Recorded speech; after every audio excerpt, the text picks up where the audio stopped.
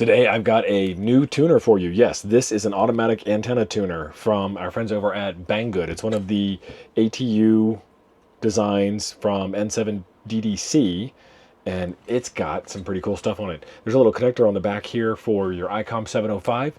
Let's go over to the bench and take it apart because it's rattling a little bit inside. We got to get this thing fixed, and then we got to get it on the air and see how well it works. And in order to see how well it works, we need an antenna that's not really designed for a band. So we're going to try some crazy tuning on an antenna that shouldn't be able to bring in big low bands. We'll see how it goes. This is not the ATU-10. It's actually pretty small, but the ATU-10 is even smaller.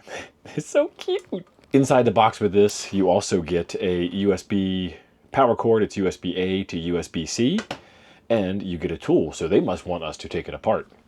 Let's take it apart. If this is built at all like the other ATU-100, then these printed circuit board front faceplate covers are actually part of the circuit. There's one screw, and actually, I'm only going to do the top screws because, again, if this thing is designed like the other one, then I should be able to pull the top cover off. And since they gave me the wrench, they're not going to worry about any warranty void issues. Screwdriver would be so much easier. Perhaps if I had a screwdriver set that I could use on my workbench that was nice and compact and had tons of bits in it. Especially bits of multiple sizes. There we go. Just the top ones. The original ATU-100 from N7 DDC had a couple of different models. There was the ATU-40, and oh, nice batteries.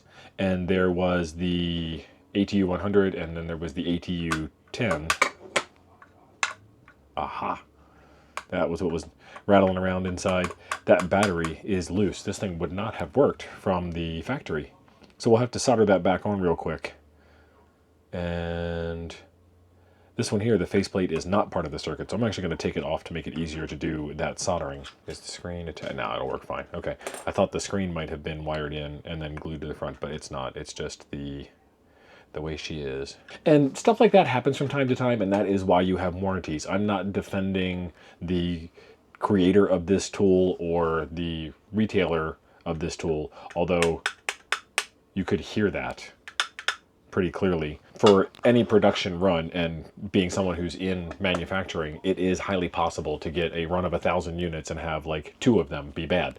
And that's where warranties come from. Companies that stand behind their products and give good customer service deserve our business. Let me get my soldering iron and get this thing put back together. All right, there is my soldering station. And I use the Pine Sill, and it is a USB-C powered soldering iron, or it has a barrel jack, so you can run it right off of your ham radio workbench power supply.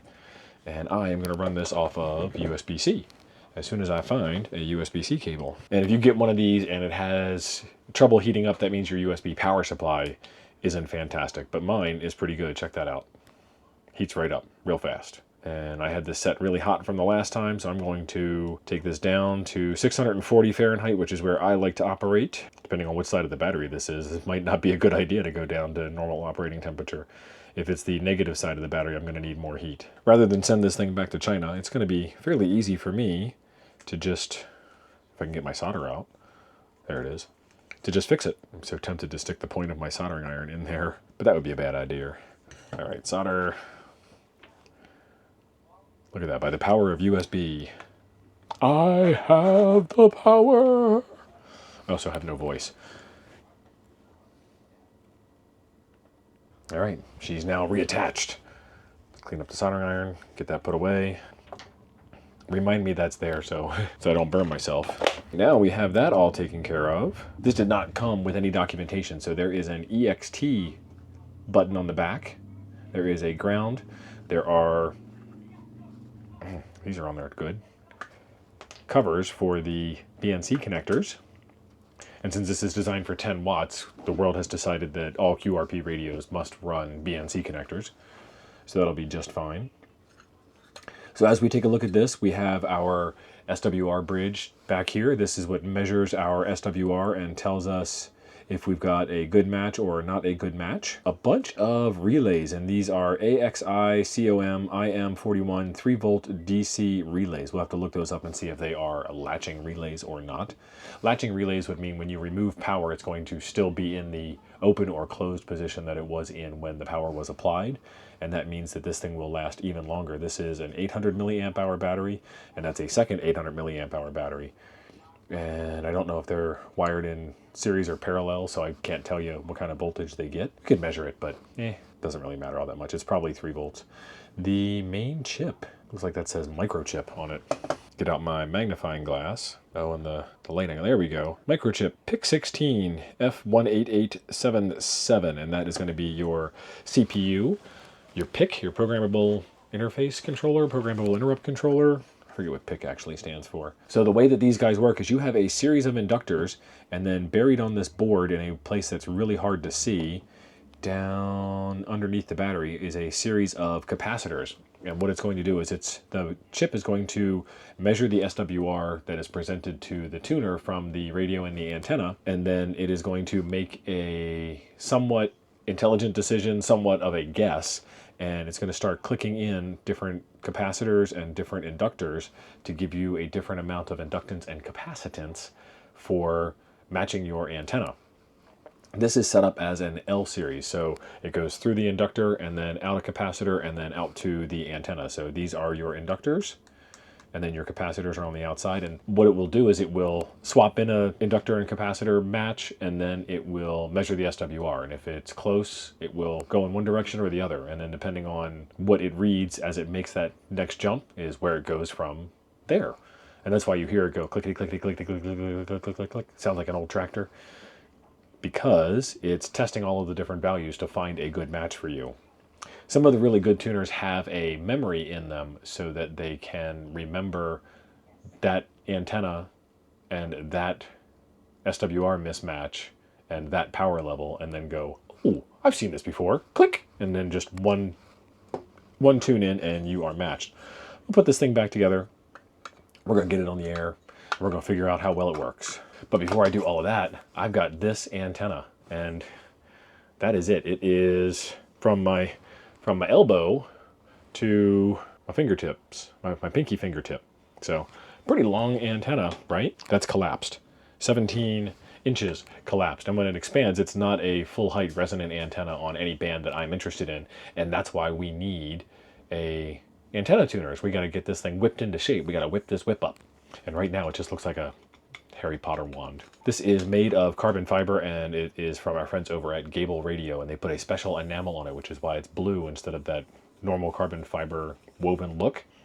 And that helps improve the RF, and it's also super lightweight. So let's get this thing back together, and I'll show you the antenna mount, and we'll get it connected to the radio. There we go. This is probably 8 foot of antenna.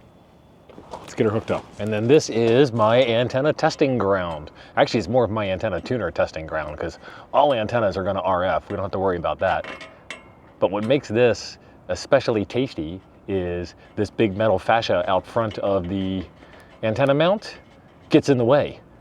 And these neighbors don't allow me to put down counterpoise radials. But this unistrut is attached to the frame, and this frame is my counterpoise for my antenna. And then I've got chokes on my coax so that my coax does not act as part of the radiating system. For the tuner matchup section, we're going to use the Icom 705 radio, and that 3.5 millimeter jack on the back of the tuner actually goes into the side, into the tuner port on the Icom 705. And somewhere in the menu system, I did this before on a different video, there is a tuner thing. There it is, others. So if we go in, it is set, function, tuner, tuner select, others. And then PTT start can be on or off. It'll start the tuning cycle at the PTT start. But now that we've got that set up, there's going to be a new button back here. There should be a new button back there. It's not there. It's not there because it didn't see the tuner. Let's turn the tuner on, and that should show up. So long press the only button you have the ability to long press, and the tuner powers up and comes on. And it thinks it found the tuner. Let's turn that PTT start off. Nope, that ain't it.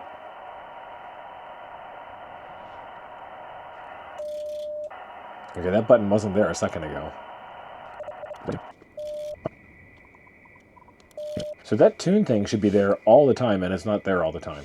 But let's take a look at this while we've got it out anyway. So we are in 160 meters, and that is an 8-foot tall antenna. And it says SWR is 2.64. Let's see what our scope looks like.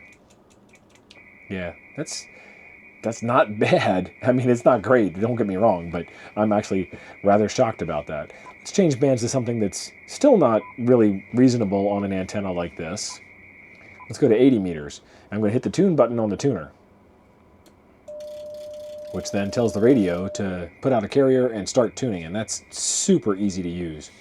All right, 2.5 to 1 on an 8-foot antenna. Now it's trying to tune when I'm PTTing because it notices that the tune is out.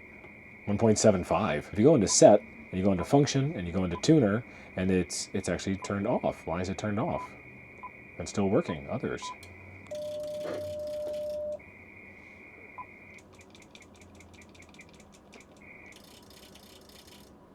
Yeah. Turn that power up. We're on battery power here. Look at that. Nice. Let's do that again. Nice, we got one. All right, let's try another band. Let's go 40 meters. Let's put it into a carrier mode since sideband doesn't put out any signal unless I start yelling. We'll put it into RTTY mode. And we're going to try it out. Automatically kicked in the tuner. Nice. We found a match. Nice. All right, so we're in RTTY mode. We're on 30 meters. Needs a match. Found a match. 1.3. Nice. All right, let's go the opposite end of the spectrum. Needs a match. Found a match. 1.27 to 1. But that whole thing on 80 meters was really cool to watch.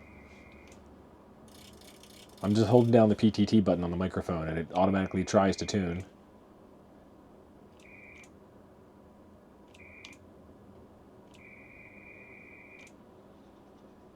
Yeah, we're not finding a good match. Oh, they tried. Ah, look at that.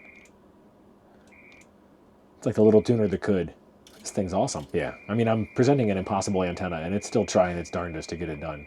The worst possible antenna for the biggest possible band.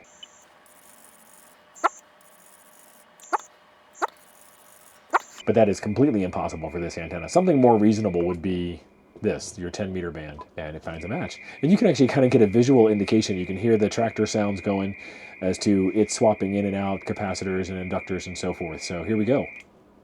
Oh, already tuned. Sorry, reset it.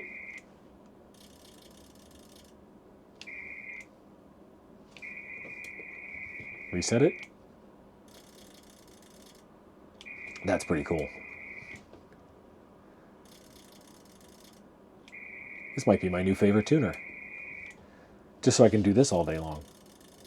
Battery was rattling around a little bit. We got that soldered back in. We put up the carbon fiber antenna from our friends over at Gable. We've got it on the impossible RV antenna mount with extreme amounts of compromise. It's so funny.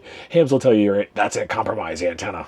You know, if I said, meet my wife, you think they'd go, that's a compromise wife. Look at my house. That's a compromise house. Every antenna is a compromise. Every house is a compromise. I'm not talking about the other one she might watch. And it is true. Every antenna is a compromise. You spend thousands and thousands of dollars on an antenna and you are narrowing it down and focusing its energy in a very specific direction and adding a whole bunch of gain, and you're shutting down the backside. You throw a vertical up and you have noise because noise comes in at the takeoff angle that the vertical antenna is known for having. You put a dipole up. Who's got room to put an 80-meter dipole that long, up in the air, that high? Who's got trees that are perfectly centered apart? Who's got wire that's strong enough to do that? How long is that antenna going to last? Of course an antenna is a compromise antenna, and that's why we have things like tuners. And I am not afraid of tuners. I'm actually a fan of tuners. I'd rather have a tuner than an un transformer. But that's just me. This is a lot more versatile than having, say, an end-fed half wave that only does 4 bands, when I can take this and attach that same wire to the center pin of the coax on the back, tune it up, whip it into shape, make it good. I can keep this at the radio and I can put the antenna far away, or with that really cool connection for the 705, I can put this at the base of the antenna and run a really long 3.5mm audio cable. You can kind of tell the vintage of my audio cable by the fact that it's got colored ends. So this puts this at, what, early 2000s? And it's just a tip ring sleeve cable. It didn't seem to matter inside the radio. I had to fumble around with it a little bit. There wasn't any documentation that came with this, and I'm not afraid of that. I had to fumble around with it a little bit. It seems to not care if you put it on AH705 or on the Icom tuner, which is ginormous compared to this. Hell, it's ginormous compared to the ATU-10 also. It didn't matter whether I had PTT on or off. This thing, I think what's actually happening is this thing is noticing that there's a mismatch, and then it's sending the signal back to the radio to put out a carrier to tune it up, or you can push the button and it will send the signal back to the radio to put out a carrier and tune up. So you don't have to change modes when you tune like you would with a regular old-fashioned inline auto tuner like that in order to put a carrier out. Lots of utility. I will leave a link in the description down below for this guy and for the 705 and the coax and the antenna and all the other cool stuff that I played with today. I like this. This is actually better than the ATU-100, but it is an ATU-10. It's limited to QRP usage, and it's about the size of the QCX, QDX, QMX radios. So it's going to be a good match for that too. This is pretty cool. So stay tuned for some more videos on this, because I've got a QMX build that I've got to do. Until then, there's a video right here I think you'll enjoy next. Thanks for being awesome. I'll see you over there.